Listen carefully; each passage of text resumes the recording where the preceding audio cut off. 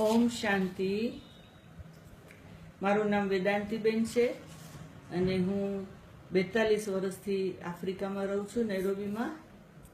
અને હું બ્રહ્માકુમારી સંસ્થાના આફ્રિકાના બધા સેન્ટરની જવાબદારી હોવાના કારણે ત્યાં સેવાઓમાં વ્યસ્ત હોઉં છું.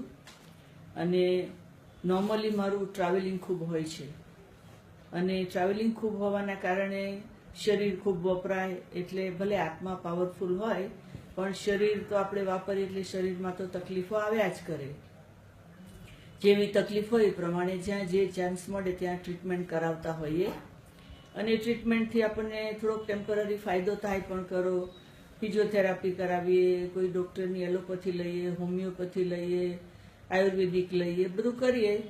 પણ મેં અનુભવ કર્યો કે ટેમ્પરરી સારું થાય પણ થોડું તો શરીરમાં કંઈ ને કંઈ ચાલ્યા જ કરતું હતું. પરંતુ હંમેશા મને મારા જીવનમાં એમ થાય કે મારે તો જુવાન રહીને જ સેવા કરવી છે. અત્યારે હું 72 યરની છું.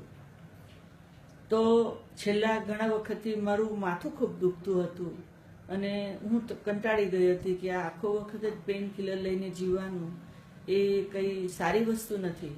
એટલે હું અમદાવાદ આવી તો હું બધાને કહેતી હતી, બ્રહ્માકુમારી સંસ્થાના મારા ઓળખીતા બધાને, તમે લોકો કંઈક શોધી કાઢો ને મારા માટે કે મારું માથું ઉતરી જાય. એમાં એક બેન અમારા રાજયોગમાં આવતા હતા, એ કે ચાલો હું એક જગ્યાએ લઈ જઉં છું. હવે મેં તો વિચાર કર્યો કે ખબર નહીં કોઈ ડૉક્ટર પાસે લઈ જશે. પણ એ જ્યારે મને લઈને આવ્યા અહીંયા થલતેજમાં બેલેન્સ થેરાપી કરવા માટે, દિલીપભાઈ ધોલકિયાની જે બેલેન્સ થેરાપી છે ત્યાં સૌથી પહેલાં તો હું દિલીપભાઈને મળી, જાગૃતિબેન એમના પત્નીને મળી અને એમના દીકરા વાસુભાઈને મળી. તો મને એવું લાગ્યું કે જાણે આપણું ફેમિલી જ હોય એવું સુંદર લાગ્યું. અને ઓમની ધ્વનિનું વાતાવરણ હતું, ઘણા બધા ટ્રીટમેન્ટ કરી રહ્યા હતા. એટલે મને એમ થયું હવે અહીંયા શું મારી ડોકી ખેંચીને આમ તેમ ફેરવીને માથું ઉતારી નાખશે. એટલે મને થયું ચાલો ટ્રાય તો કરીએ. તો પછી એમણે જે રીતે મને કહ્યું એ રીતે એ લોકો ત્રણેય એટલા પ્રેમથી મને ગાઈડ કરતા હતા કે હવે આવી રીતે એક્સરસાઇઝ કરો, હવે આવી રીતે કરો, હવે આવી રીતે કરો. તો હું ફેથ રાખીને કરતી હતી.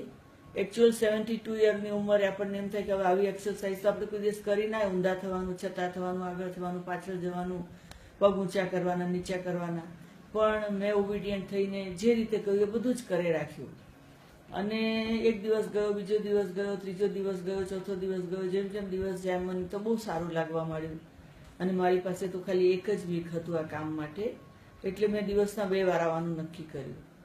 અને મેં અનુભવ કર્યો કે પહેલે દિવસે જ મારું માથું તો ઉતરી જ ગયું.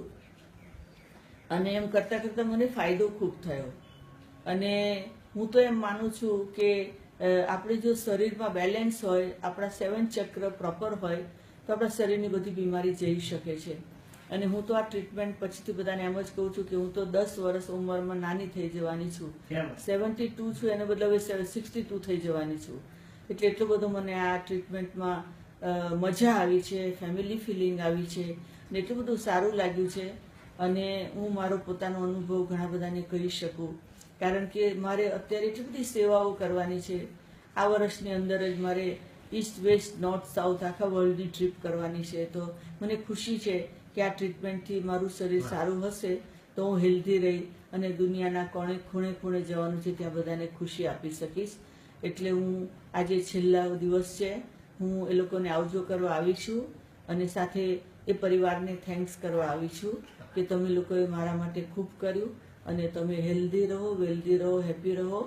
અને તમારી આ જે સેવાની જગ્યા છે ત્યાં ઘણી બધી આત્માઓ સુંદર હેલ્થ લઈને જાય એવા શિવ પરમાત્મા તરફથી મારા દિલના તમને બધાને ખૂબ ખૂબ બ્લેસિંગ છે. અને સ્પિરિચ્યુઅલી પણ તમારી અંદર ભગવાનના નજીકના અનુભવની વાતો આવે, જે ભગવાનના સાથના અનુભવથી તમે બીજાને કરો છો એનાથી 10 ગણા વધારે ફાસ્ટ હીલ કરી શકો એવી મારી શુભ ભાવના છે. ઓમ શાંતિ, ઓમ શાંતિ, ઓમ શાંતિ. Thank you.